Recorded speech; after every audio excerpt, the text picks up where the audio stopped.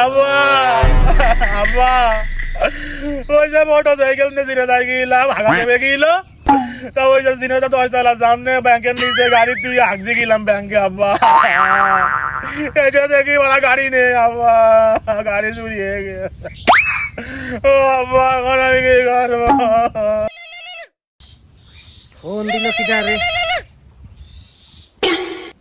hello হ্যাঁ মনি হ্যাঁ করিস না তুই কোনো টেনশন করিস নে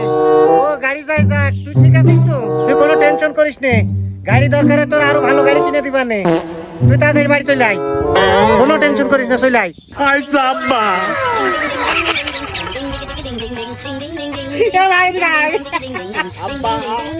বাবাটা পাইছি